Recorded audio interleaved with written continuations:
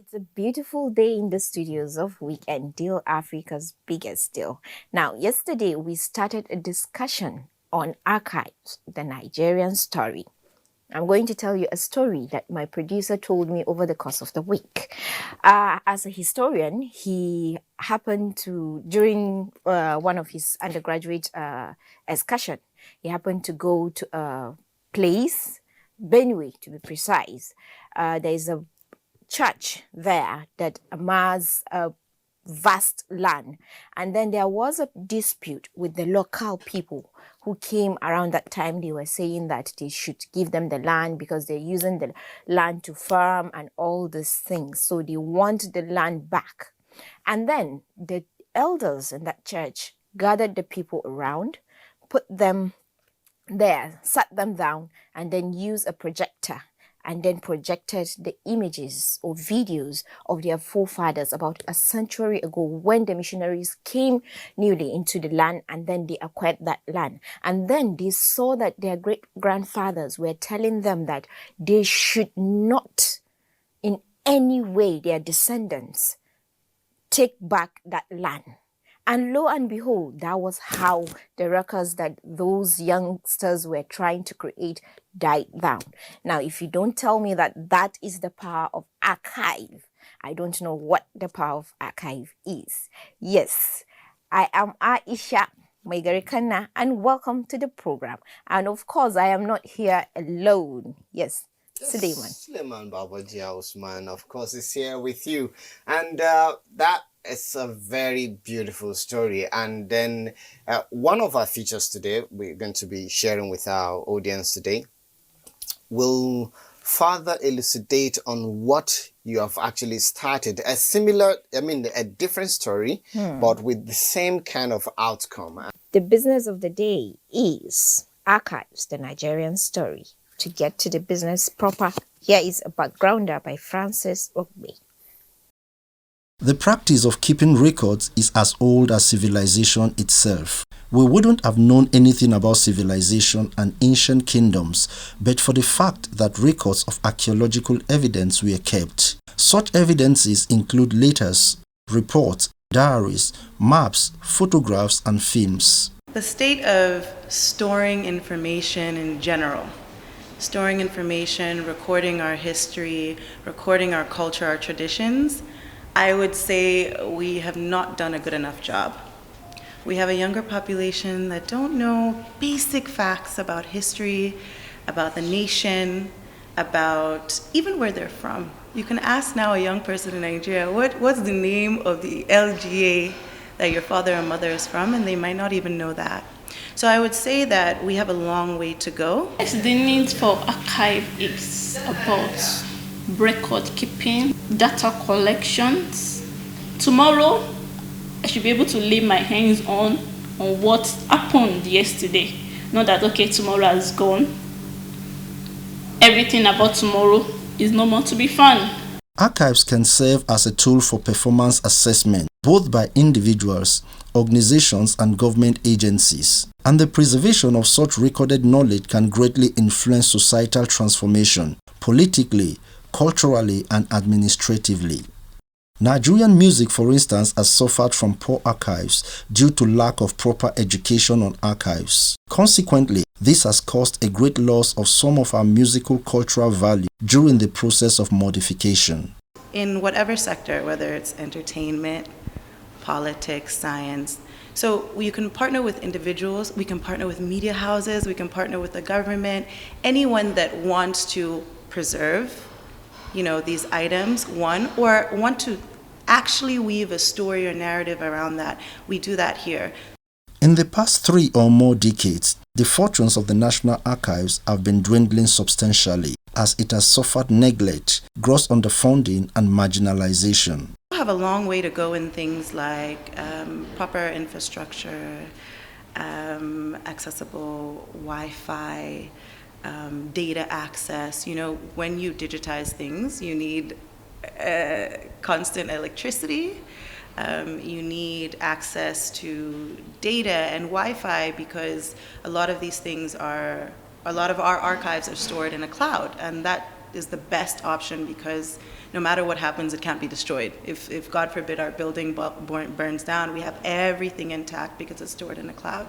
So just having the proper basic things in place, I think not just as a museum, but as a country, we could go so far. Digitization remains an inevitable alternative that guarantees the elongation of the lifespan of archival materials. If you look at photographs and paper, it deteriorates over time, 1.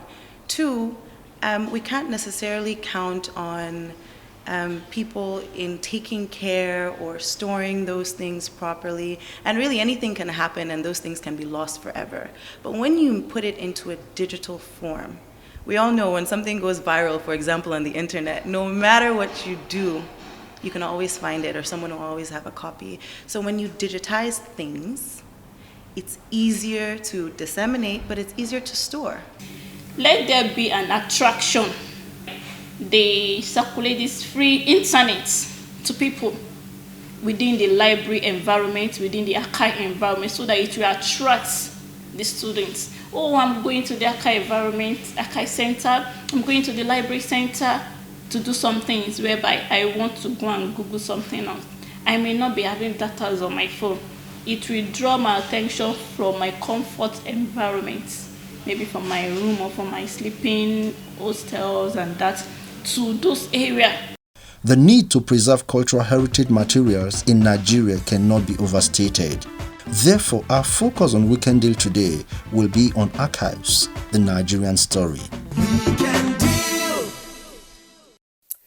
Well, we will always make reference to the person that actually initiated whatever we have today as National Archive, and that is Professor Kenneth Dike, who was awarded the Colonial Social Science Research Fellowship in 1949 to carry out a research on Nigerian history. And, you went around different parts of the country and realized that there were valuable historical materials that were exposed to decay, destruction, and some were actually damaged by insects and water.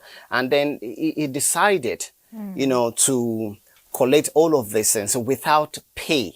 Without salary. He decided to do that free of charge. And that is what we are calling individuals who need to come in, but of course the authorities concerned have a huge responsibility on their hands to ensuring that these vital materials are well preserved, because it's very, very important. And of course that is just the way to go. It is. It's quite important, Suleiman, and especially when you talk about individuals' contribution as well. Like for me, I have a collection of 50 kobo, 1 naira, 5 naira. You understand? Oh, I'm actually keeping them for my children and perhaps great grandchildren if time permits me to see them. You understand? So I think each of us have a role to play in ensuring that we provide a little or somehow archive to show the future that this was what was when we were us. I just, I kind of, you created this urge in me to actually visit your house someday. No I problem. need to see some of these things. Now, during the week, I visited the National Library, and of course, I had a chat with the chief executive there to see what they are doing on their own part to reserve or preserve some of these archival materials. And this is just an excerpt of what we discussed. Any nation, archives is very important because you have to preserve your documents.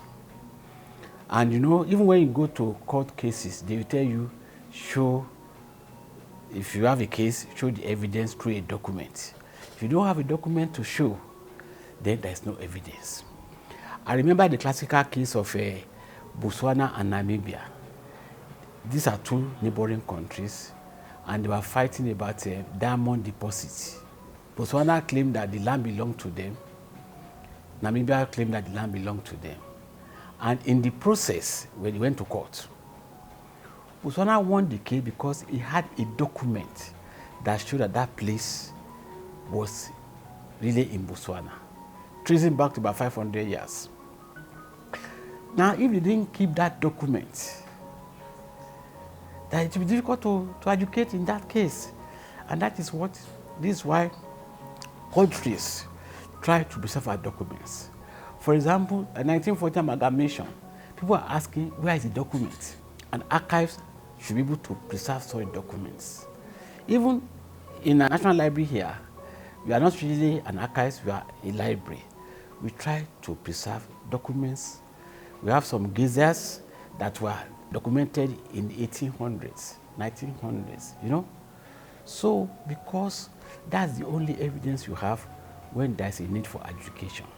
And that is why every organization, every country has an archives. Here at National Library of Nigeria, we've just started having an archives and museum. For example, this organization was established in 1964. Who have been the people managing the organization? We have their pictures. What are the activities that they have done? We have their pictures. So that if anybody is doing research in future, if we have what we call primary documents, not secondary. And that's why archives is important. We have some important books in government documents that you can't find in other libraries. For instance, we have the Western State of Nigerian Gazette in 1974. It's only National Library you can find this book. You can't find it elsewhere. And this big one here is King George of 1940. This was some of the laws and constitution that they used to rule Nigeria as at that time. So these are also rare materials. It's only in government documents you can find this kind of material. You can't find this elsewhere.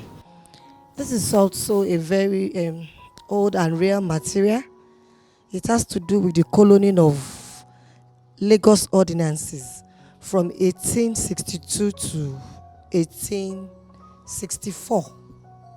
This is the map of different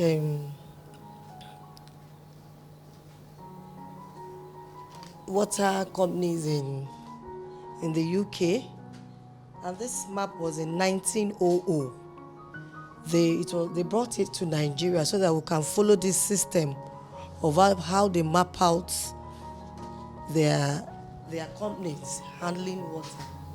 All my children, since they were born, everything about them, I have a file for every child. Anything that has to do, their results, their exams, anything, every child has his own child. And those people that I call child now, they are not people in the 40s, their 40s. But I have the file. Anytime they want it, I just say, and that is just at a personal level. An organization must have that. A country must have that. Maybe if people know the importance of reading, they know the importance of documents. Because when there are problems, those are the things that will save you. Unfortunately, we've had problems with our own national archives here. They are not as developed as the library. Here now we have National Library of Nigeria that is directly funded by government. You know, we receive our funds directly from government. We manage our funds the way we like. But our National Archives is just a department in the Ministry of Information. Whatever they give to them from the ministry, that they can. So they are not able to grow. And many countries, they attract tourists to all these type of things. I remember when I was in Botswana, there's a museum there where they show you the first railway coach. Fantastic, interesting. So we must preserve. So archives and museum must go together. But archives probably deal more with documents. things that are documentary. Then even objects, you want to preserve them. The way forward is for government to continue to sponsor national archives and to give it autonomy as we have in the library. I'll be happy if you have national archives completely independent of the Ministry of Information. Wow, quite interesting discussion there, Suleiman, you had. And, to be honest, when one thinks of library, we just go there to just read and go, not to sit down and look for old materials. People rarely look at that. When you go to libraries, either when you have exams or something like that, that's when you visit library. I think we need to cultivate the culture of going there to search history. And then he says something very important, and that is to do with the autonomy of the National Archives of Nigeria. Currently, they are just a department in the Ministry of Information and Culture. But if they can be given that autonomy, just like the National Library, of course, they are under Ministry of Education, but to a large extent, they have budget that is, attached to them, coming directly from the government coffers. And this will actually go a long way in helping, to develop that institution, because that institution currently is in a dire need of resuscitation. Indeed, I quite agree. And still talking about library, what is the role of library? NTA Benin put together this report on the role of library in archive keeping.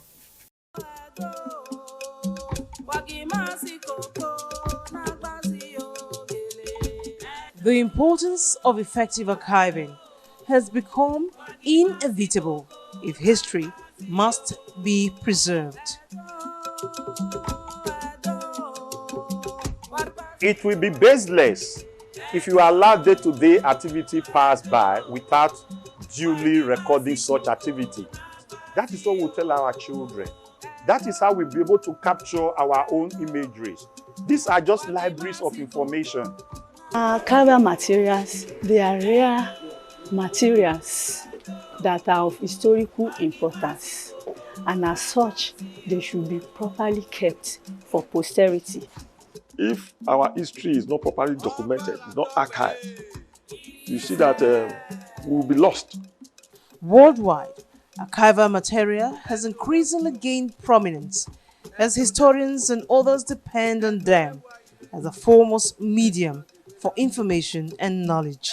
Today, a lot of researchers, they are becoming to know about the origin of the artifacts, the usefulness of the artifacts. So we give them a knowledge, both based on the literature we have in our museum. What we have of our historical documents that we have written down in books or that have been told in stories, facts or documents that were frozen in our artwork. Those rich historical and cultural antecedents is demonstrated through artifacts among other archival forms. Major occurrences reflecting the incidents of time and purposes were now made into art forms. When I see an Oba with spread hands, with the scimitar and the sword, I know it is Oba Osolo. If I see a king in Benin with dreadlocks, I know it is Oba Omuanodobu. If I see a king surrounded with cowries and a beautiful house, I know it is Oba Erisonye, because Erisonye actually built a house of money. And cowrie was the medium of exchange. Then it was the known currency. Those artifacts means a lot to us because it tells us about our history. Apart from artifacts, are there available written documents of early European contact that connect the Edo story? It will interest you to know that the first love letter, I'm sure in the whole of West Africa, was written by Domingo to a woman in Benin. Authorities say it is pertinent to intensify efforts at preserving more archival materials for posterity amidst challenges encountered. The areas where we are having serious challenge in deterioration of those written materials, and being that majority of them they were written so many years ago, and they will be kept in the library for so many years. A lot of them actually they have started deteriorating. Preventive conservation is key. You look around the storage area where the objects are and make sure, for example, no trees are resting on the roof. That will make that roof leak and water drips in and messes up, our objects. Before, we were not doing digitalization, but now we have started so that our archival materials can be properly preserved.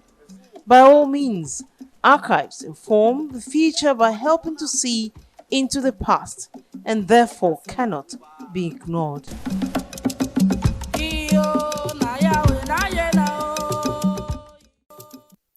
Well, there you have it. There, an important report there. And of course, recently we had a retreat for managers of museum and monuments in the country, in Benin, where the governor there actually said that they are going to create a cultural district in the state where they will host, have a museum there, and then the anticipation is to be able to host about 5,000 visitors to the place every year. That will generate a lot of income. But as we had that kind of retreat, can we have a similar thing done for the archive industry, if you like, in the country? Because this will go a long way in, reawakening our consciousness about the need to have a very well-functioning, archival system in the country. And of course, that is just the way to go, Aisha. Yes, I quite agree, because, when people lose their history, they lose themselves. And archiving, it's a way of ensuring that an information passes through generations. Yeah. And when we have an institution like that is quite big and large, I think the future will be assured. I'll tell you a very small story, little story here. There's a village in Niger State called Bassa. Okay. You understand? In that village, they usually celebrate reggae festival. It's an annual festival at the end of the year, so thereabouts. Now, there was an old man that had, of course, is a repository of knowledge about the history of that festival. Unfortunately, before we got to him to take his account, by way of documenting it, it was gone. He died. And if we have, similar incidences like this, at the end of the day, you wake up and realize that you don't have document for certain, historical perspective. But let's just go ahead to take our next story. And of course, Ibadan, when we talk about archiving, in Nigeria, Ibadan plays a crucial role because it was actually the first archival office we have in the country. So let's take this report from Ibadan. If you marry taxi driver,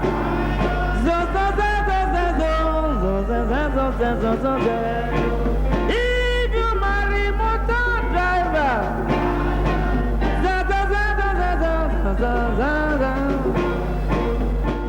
Life is interesting and filled with important historical and significant events and activities that, if well preserved and documented in a secured location for easy storage, can be retrieved, used for educational purposes, and saved from damage. Well-accumulated collections of historical documents or records provides information about a place, institution, or group of people, which helps in connecting the past to the future.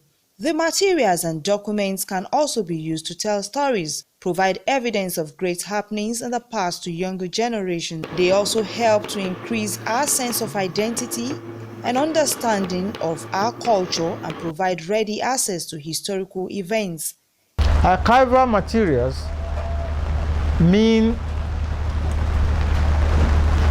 artifacts, records, writings, historical materials before a generation that were kept intact for references, and which the generation incumbent must also preserve for the incoming generations. And archival materials tell you the true story or history of the evolution of the generation or a race, their values, which must be preserved at any moment. These are the objects that we normally keep in the store for usage and for purposes.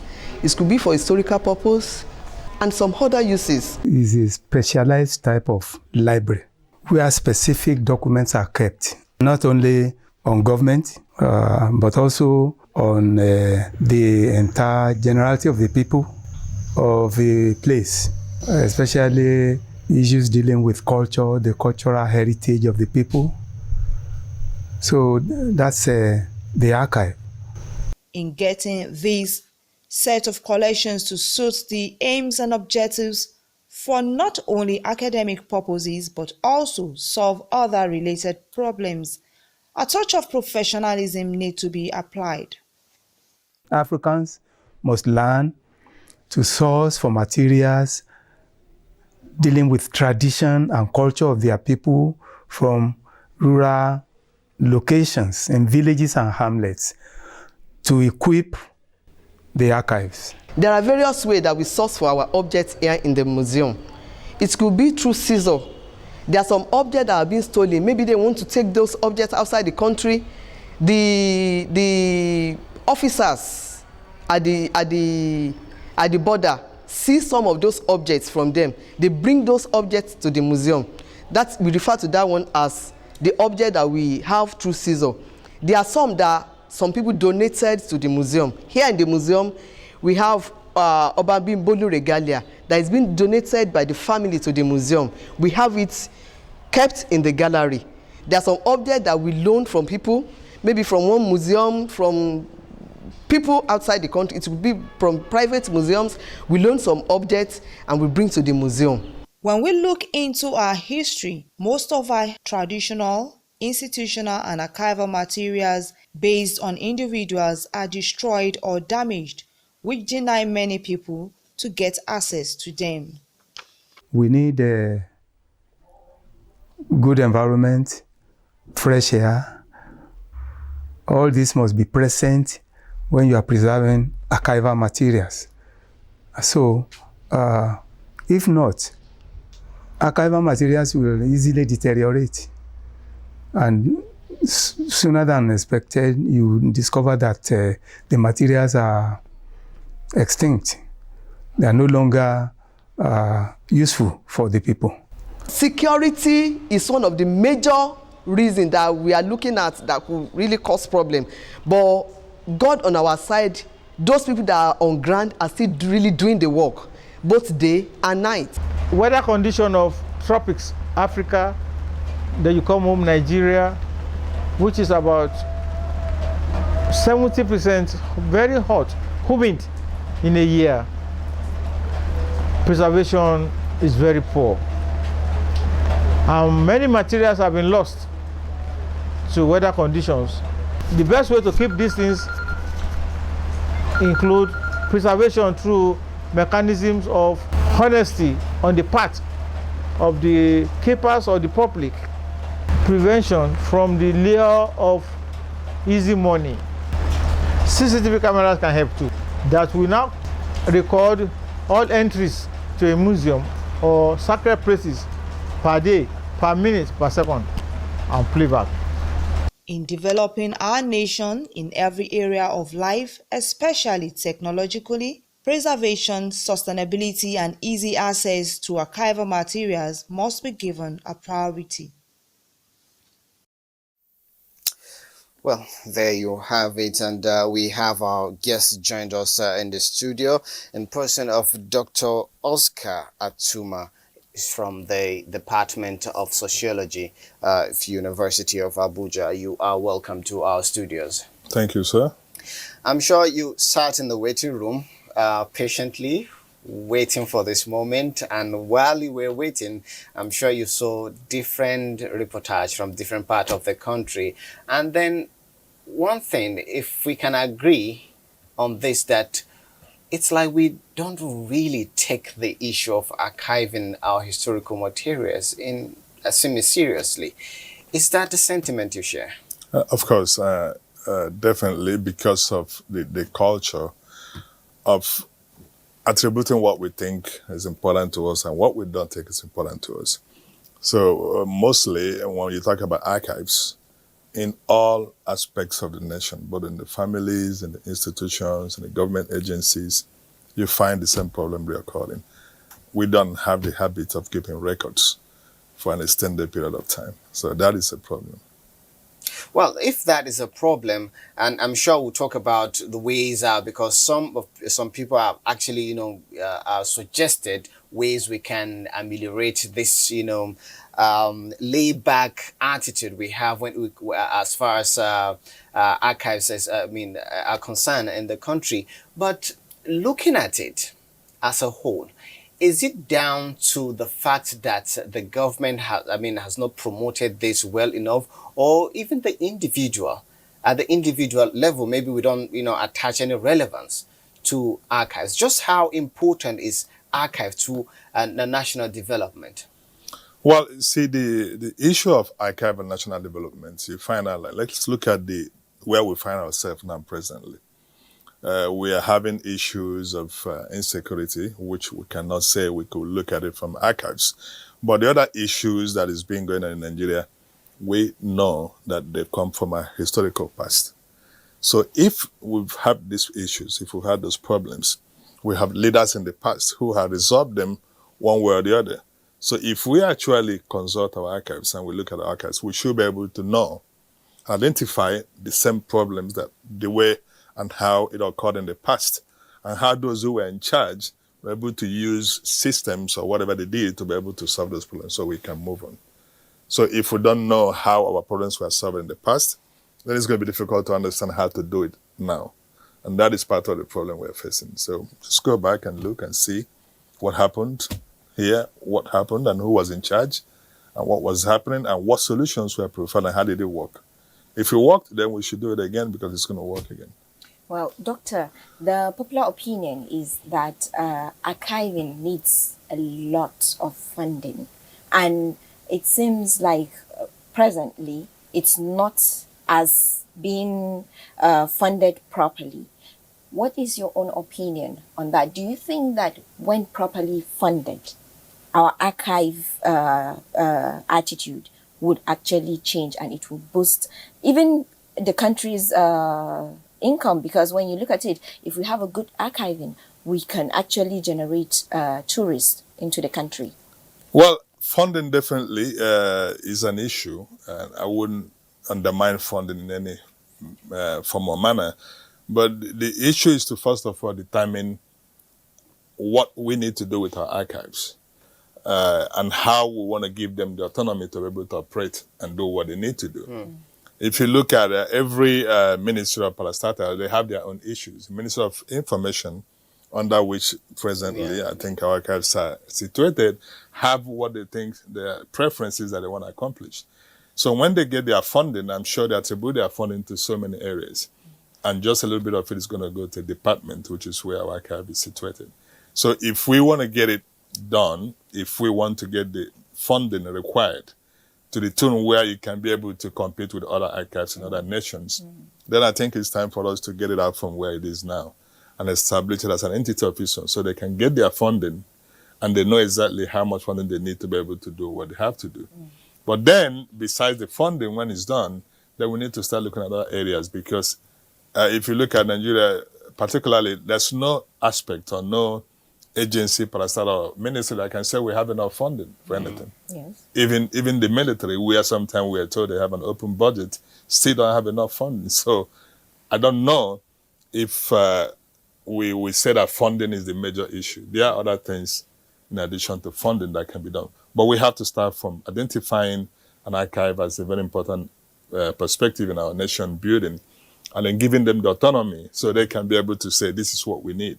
So maybe at that point, we can determine if, given enough funding, they can be able to do what others are doing in terms of archives. Well, that's an interesting take there. But you say, of course, there are other issues aside the funding, and then one of the key issues is our appreciation of the archives, our historical, materials. Now, what do we need to do differently in order to change our perceptions? I'm talking about Nigerians' perception because when there is a need for it, if we all feel the urge to dig into our history, we want these materials, we want it for purposes of research and or, I mean for purposes of knowledge, for purposes of knowing our history, where we're coming from. If individuals, Nigerians, have that mindset, do you think that will go a long way in forcing the authorities concerned to actually take this seriously?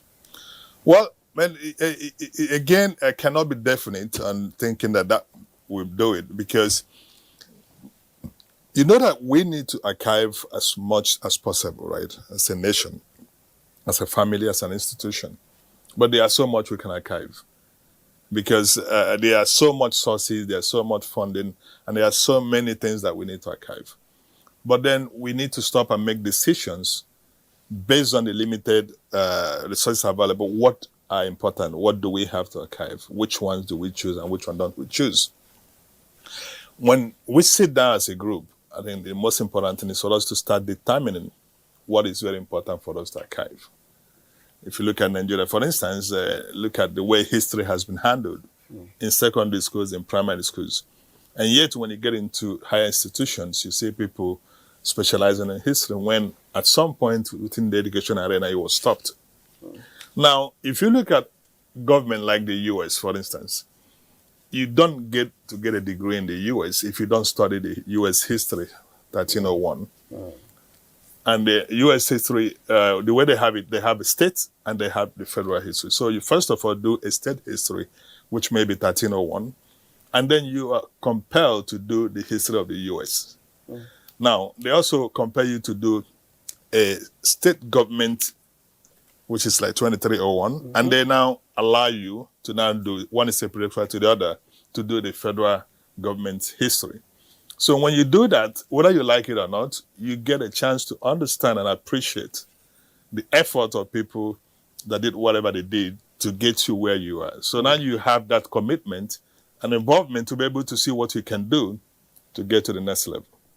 So in as much as attitudes could be changed by putting certain things in place, the government should be doing better jobs in deciding what we need to archive, so that people can now begin to see the importance of the areas where we look into.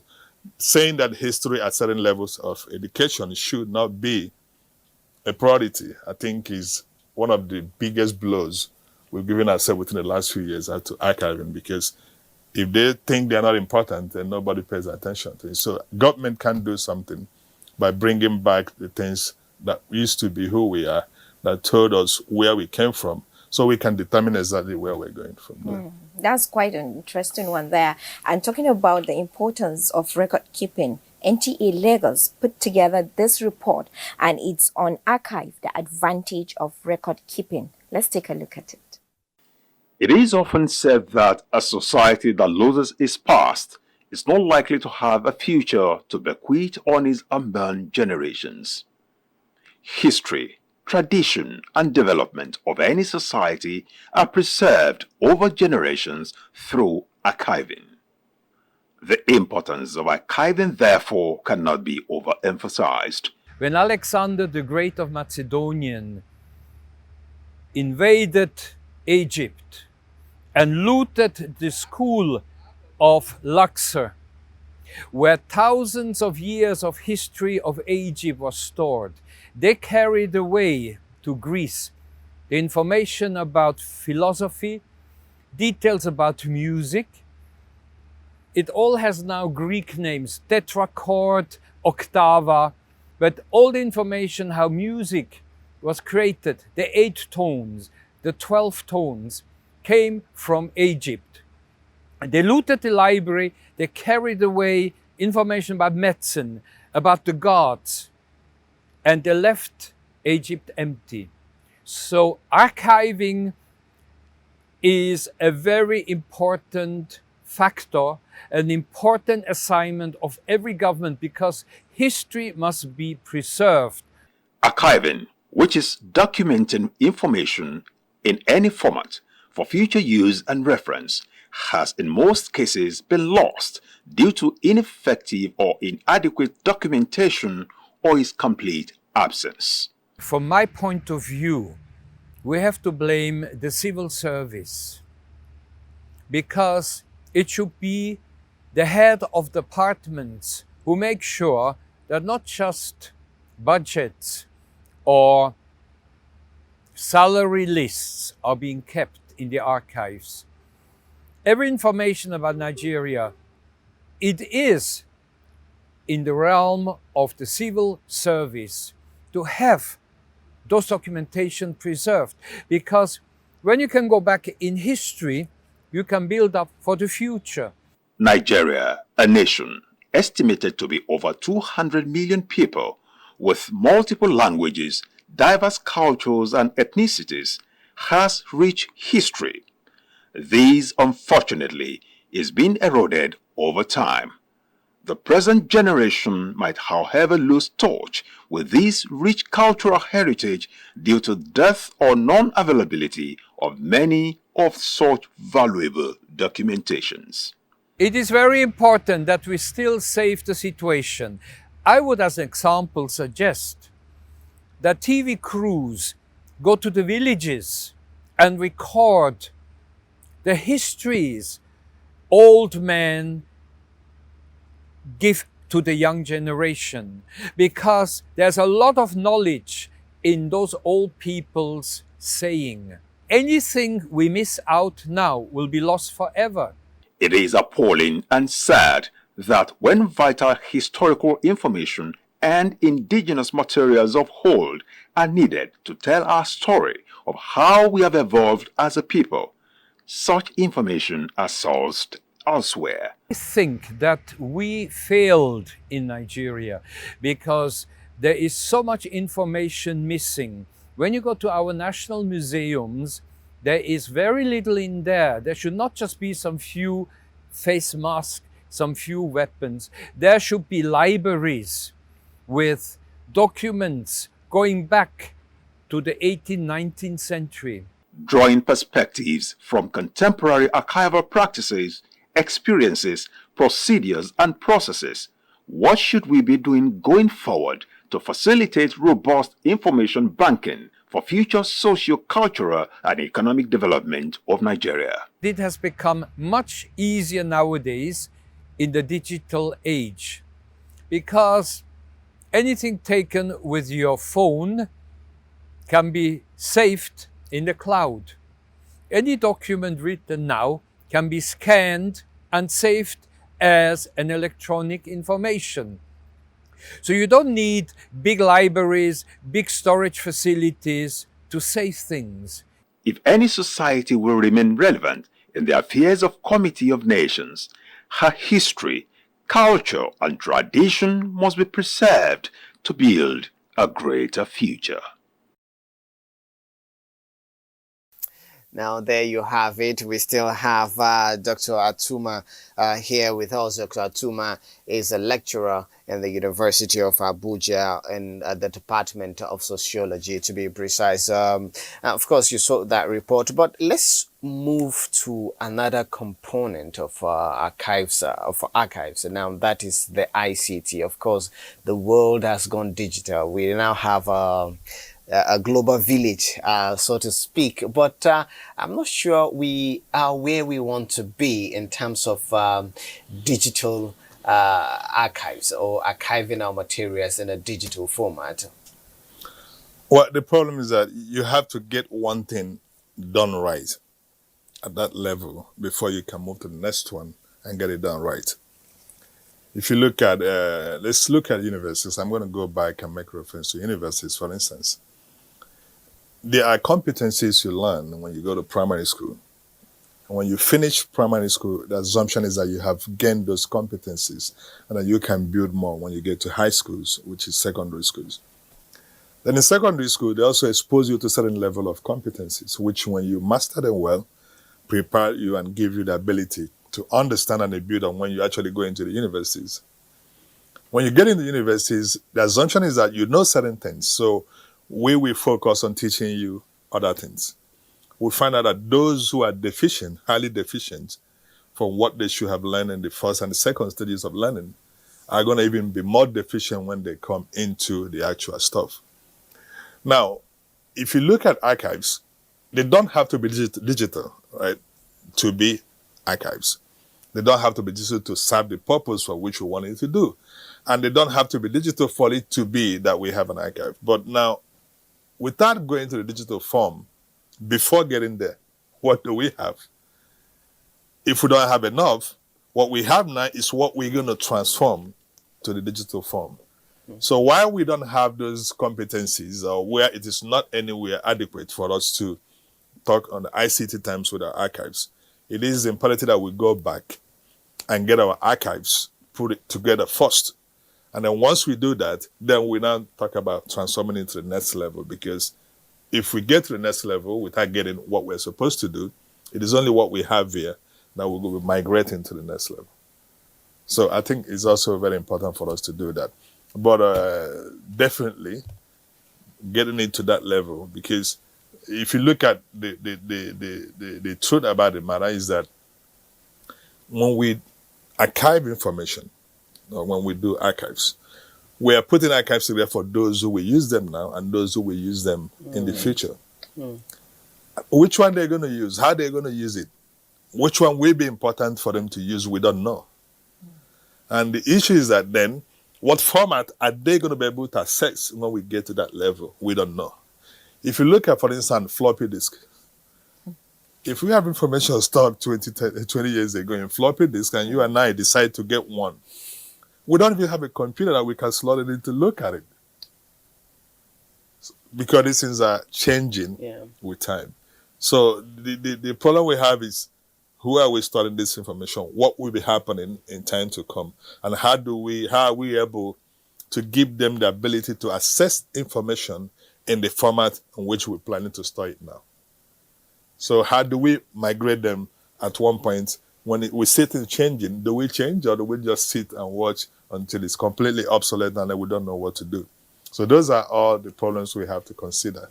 An archivist said that most archive materials are 25 years older. And sometimes, like you have just said, that we don't know which or what to archive.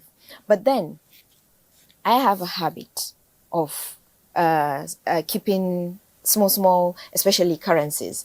All the countries that I've visited, I get their currency and I keep for record keeping. And also, I have 50 kobo, 1 naira. That's the ones I've spent. I've never, I did not spend 25 kobo. Also, it's 50, 1 naira, 5 naira, 10 naira. I have those things. So my question here is, who is supposed to be an archivist? Is it that a personal thing, or we can contribute to the nation as well? It is not a personal thing, and it's not a responsibility of the nation. It's everybody's responsibility. Yeah. Because if you look at it, we all have archives in our home, one way or the other. Some of our archives could be in our ceiling, for those who have access to the ceiling. Some of our archives in the family are going to be in the basement. And some are going to be in some gold boxes or some metal boxes that were built by our parents that we put our archives. Now, let me tell you why both parties, everybody have to be involved in building and contributing to our archives. Let's say my dad bought a building in Lagos in 1925.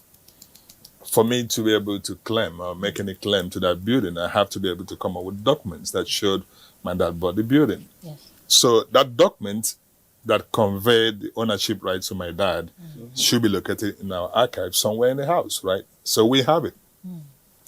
But when I pick that document up, and somebody else is also laying claim to that same property, you know what is going to happen? We have to go to the government archives to be able to look at the applications that were made within the certain time frame. And we're going to be able to determine that, yes, this belonged to X, because there's an application that was done in 1940, 1950 by XYZ. So you now find out that both personal archives and the national archives or the government archives all work together. So if we don't do one, then the other one is not going to be there.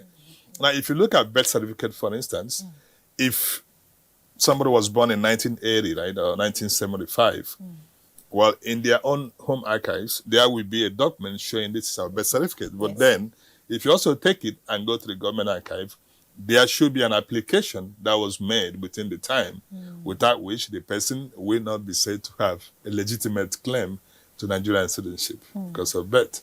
So it is not anybody's or any party's responsibility to do this. We all have to do it. So I think you're doing great already. Okay, quickly as a way of rounding up this, of course, people have suggested that there should be, full autonomy granted the National Archives of Nigeria, and some people are calling for more enlightenment about the need to archive some of our historical materials. Now, what is really a way forward from your own, as a way of rounding up this session? Well, I think the way forward is just like I mentioned earlier. We will not be able to archive everything, but we should start archiving. We should start archiving something. We always be in a situation to think, what is the best way to archive what we need to archive? What is the best way to start them? What kind of funding, where we're going to get the funding to be able to do that? And how do we decide what we need, what is best for us to do? The problem is we're not going to have one consensus solution as to the best things to do. We have to do what we have to do. We have to start doing something. And we cannot wait to have the most modern type of equipment or facilities to be able to start archiving. The way forward is that we have to start archiving something. We have to do something, no matter how small it is, because that is what we have. And then once we create that awareness and everybody decide that, yes, we should do it, they will see something that we've done and they will take it off from there moving forward. Interesting. The need for preservation of archives cannot be overemphasized. Absolutely. Thank you very, very much, Doctor, for coming on the show. Well, we have been chatting with Dr. Oscar Atuma of University of Abuja Department of Sociology, and we take a quick break now. When we return, the show continues.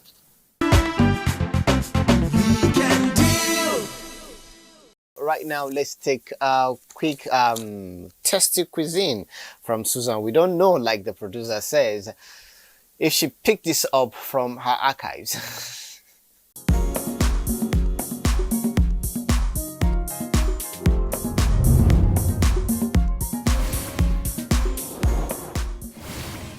Fast food has become quite popular over the past decades. Millions of people consume fast food on a daily basis. The advantages of these cannot be overlooked. What comes to your mind when you hear the word noodles? Well, it is a type of food made from unleavened dough, which is rolled flat, cut and stretched into long stripes. And these stripes will turn into a yummy cuisine on our show today. My name is Susan Adamu. Welcome to Tasty Cuisine. My name is Lisa Yai. I'm going to be your chef today. And today we're going to be making chicken curry served with noodles. I chose chicken curry because it's something that has to do with a lot of vegetables, and children eat vegetables, adults eat vegetables. So, for us to get this menu on the way, first of all, let's wash our hands. Running water, and out. All our fingers. That's it. We're going to put on our burner, and we have our fry pan on it. We'll wait for it to heat up a little bit. So before that, I will introduce some ingredients we have on the table here. We have some red pepper, green and yellow pepper, tomatoes, lots of different seasoning. We have some cabbage, some beans, spring onions, and then chicken. A little flour for chicken. So we're adding our oil.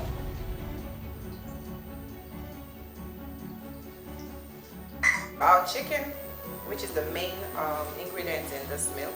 We've seasoned this, parboiled it, and shred them of removing the bones, because we don't need the bones inside it.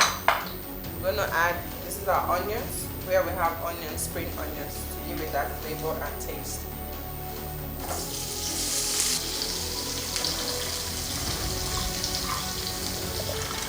So we stir. Now, making this chicken curry, we want everything to be crunchy and not overcooked, so that you can have the feeling of the vegetables and the nutrients in the vegetables all being absorbed into your mouth. So we're making our chicken curry. We're making sure that every of our ingredients, that's the green vegetables in it, the green peas, everything has to still be hard a little bit, not too soft, so that we can feel the nutrients in all these vegetables. So we're going to just add everything into it. It's one thing, chicken curry is actually the fastest meal you can have ready for your children, especially snacky time and dinner.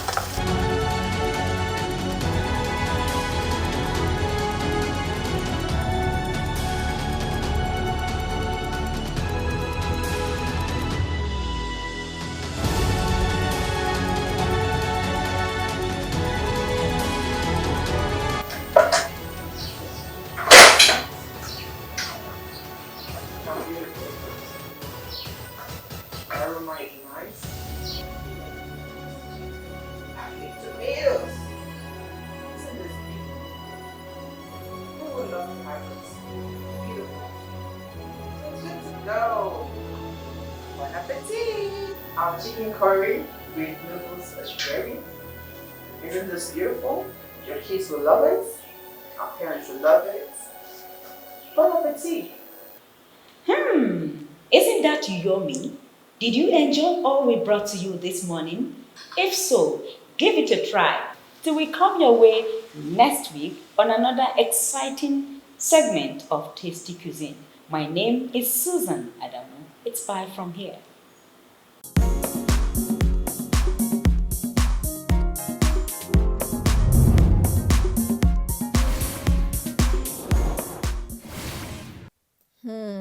I'm here salivating. Suleiman, I don't even know about you, but for me, from here straight to my kitchen, I'm making this chicken curry. And I'm not inviting you. These days, people invite themselves, just for you to know. Of course, throughout yesterday and today, we've been talking about Archives, the Nigerian story. But quickly, if something is very, central here, if you look at all the National Archives, the headquarters and the zonal offices in Enugu, Kaduna, and Ibadan, the buildings have something in common. The buildings themselves look like archival material. So we can never say this enough. It needs facelift. It needs funding. A lot needs to be done when we talk about the need to revive our archival system in the country. That's much we can take on the show today. We'll see you next weekend. Aisha. Bye-bye.